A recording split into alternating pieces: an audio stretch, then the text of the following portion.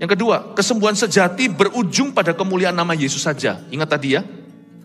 Respon yang benar akan memimpin orang itu pada keselamatan. Disayangkan 9 orang kusta tidak sampai kenal Yesus sungguhan. Satu itu menjadi kenal Yesus, padahal dia satu-satunya yang non-Yahudi. Kesembuhan sejati itu berujung pada kemuliaan nama Yesus saja. Saya nggak pernah lihat orang disembuhkan Tuhan langsung hujat Tuhan. Paling tidak orang penyembah berhala tadi yang saya ceritakan, dia tidak membenci Tuhan Yesus. Dia tidak berhasil menerima Tuhan, tapi dia akhirnya menjadikan Tuhan salah satu Tuhannya. Saya tidak berkata itu lebih baik daripada nggak ada, atau nggak ada apa-apa sama sekali. Enggak, itu tetap sama buruknya. Tapi saya tidak melihat orang itu benci Yesus. Dia salah paham sama Yesus saja ya. Kalau dia nggak bertobat hingga hari ini, dia akan salah paham sama Yesus, berakhir di neraka, dan dia akan sadar bahwa konsekuensi salah paham dengan Tuhan itu begitu fatal. Tapi tidak pernah saya melihat orang yang badannya dijamah Tuhan itu keluarganya akan menghujat Yesus, tidak ada. Jadi kesembuhan sejati akan berujung pada kemuliaan nama Yesus saja. Enggak mungkin orang sembuhkan lalu setelah itu, mari. Petrus itu semua orang berdesak-desakan. Yesus itu loh ujung jubahnya. Tuhan gak gini loh, ayo pegang jubahku, ayo, come on. Petrus tidak tiba-tiba jalan di luar itu kena bayang-bayang itu karena, mana bayang-bayangku? Ayo kamu di situ berdiri. Yang gitu tidak berujung untuk kemuliaan Allah. Itu ada agenda pribadi. Berdesak-desakan itu mungkin perlu kalau memang sudah tidak bisa lagi. Tapi kalau saya bisa tumpang tangan, saya akan tumpang tangan. Saya pun tidak mau selalu memakai minyak karena nanti orang beriman pada minyak. Kecuali kalau datang di ruang pada waktu didatang pada gembala sidangnya minta didoakan, nah saya akan doakan, saya akan oleskan minyak. Karena nurut sama surat Yakobus. Tapi saya tidak selalu tunjukkan minyak dengan tujuan supaya Anda jangan sampai teralihkan. Karena domba itu gampang dialihkan perhatiannya. Saya tidak akan gitu. Ini sini, tolong jamah. Lu ngapain jamah ini? Ini kain fabric. Kalau saya bisa tumpang tangan, flesh and blood lebih baik. Supaya kenapa Tuhan pakai tumpang tangan aja satu jalan? Supaya simple. Supaya orang jangan... Metodenya itu segampang mungkin supaya orang itu imannya pada kuasa Tuhan. Paham ya? Saya pernah ngalami sekali, tak cita-cita sedikit lagi ya boleh ya. Saya minta 3 menit, per 3 menitan. Ya, boleh ya? Saya di Kaohsiung, Taiwan Selatan. Itu saya tidak minta-minta begitu. Saya kan selalu bawa sapu tangan. Nah, waktu itu setelah selesai, tempat itu penuh. Pakai sebuah hall, penuh orang, pack. Panitia salah kira, orang Taiwan ternyata meresponi kami. Itu penuh. Setelah selesai itu kayak mereka semuanya. Padahal kalau saya khotbah selalu arahkan ke Yesus, Tapi mereka tetap mau minta dijamah. Saya kira saya nggak bisa jamah ribuan kan. Itu nggak bagus, itu bisa kultus individu. GMS nggak begitu.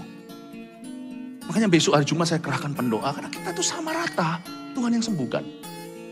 Tapi apa boleh buat mereka berebut. Akhirnya saya diselamatkan oleh panitia. Dibawa keluar. Keluar. Pas keluar itu saya lihat. Ini pernah terjadi di Kaohsiung. Waktu saya lewati begini. Ini bukan karena saya sakti. Bukan.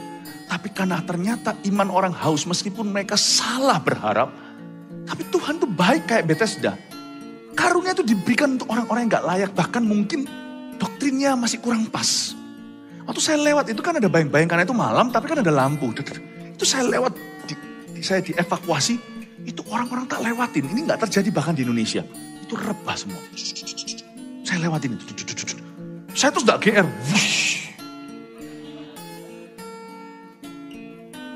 Enggak. Saya bilang ya ampun Tuhan. Ya ampun Tuhan. Mereka minta directly ya bisa loh ngapain lewat gitu. Sorry loh Tuhan. Bahasa Taiwan, paisei Tuhan. Sungkan Tuhan. Mereka kan bisa minta sama Tuhan. Ya memang sih kita tetap perlu untuk saling mendoakan supaya kamu sembuh Yakobus. Tapi saya rasa gak begitu. Akhirnya setelah itu saya mengerti bahwa Allah itu kasih.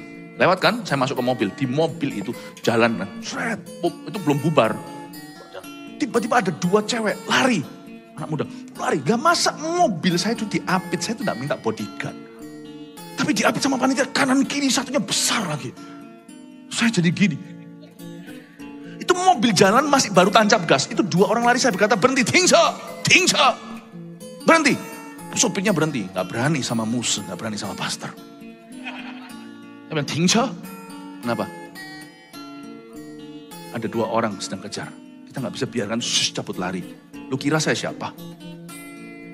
Mungkin di luar negeri ada nama-nama besar zaman itu, Benny Hinn apa salahnya. Aku bukan itu semua, aku ini orang Indonesia. Biasa aja lah jadi orang. Udah biasa aja. Yang penting profesional kerja. Saya bilang berhenti, stop. Saya buka kacanya. Kenapa kamu lari-lari? Mas kosan. Dia bilang, ini temanku bisu. Temanku bisu, dia bilang gitu. Yang lari itu temennya. Yang bisu kalah cepat. Yang bisu baru itu mobil di belakang, itu di Kaohsiung lagi sibuk jam berapa itu. Gak bisa apa-apa, tumpang tangan gak bisa. Sebelahku itu bodyguardnya besar. Saya tangan gini gak mampu. Saya lemparkan sapu tangan saya. Tiba-tiba spontan, saya tidak pernah mikirkan itu. Saya lemparkan sapu tangan saya. Kenapa? Harus tancap. Saya tahu kalau saya tidak lempar di antara jendela yang setengah terbuka itu. Sebentar lagi, supir tidak dengarkan musuh, tidak dengarkan pendeta, akan tancap gas. Yes! Sungguhan kan, saya lemparkan itu kalau slow-mo-nya itu gini. Mobilnya langsung jalan itu kena ketatap sedikit. Des.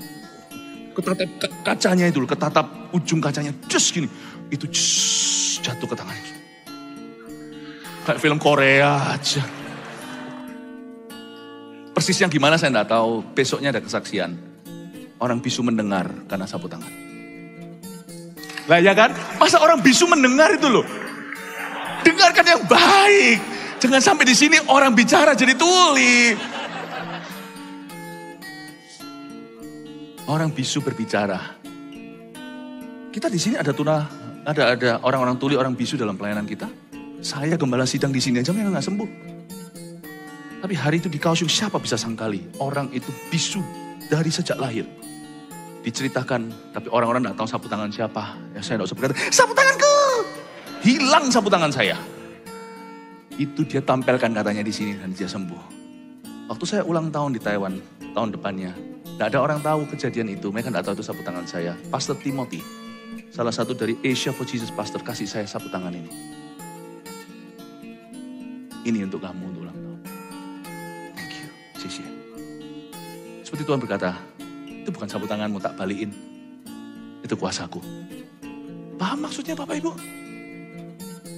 Saya rasanya di ibadah ini saya lebih menjelaskan, tidak pernah saya sejelas ini jelaskan kesembuhan di dalam kebaktian umum. Saya rasa ini penting, semua jemaat harus dengar. Sayangnya tidak semua datang di ibadah ini. Ya, kalau Anda belum mendengarkan, gimana mereka bisa dengarkan kalau mereka tidak dengarkan, ya kan? Tolong ya, beritahu sama semua jemaat. Semua mesti dengarkan ibadah dan juga ibadah yang jam 4 ini. Harus dengarkan. Jika diberkati, silakan membagikan untuk memberkati orang lain.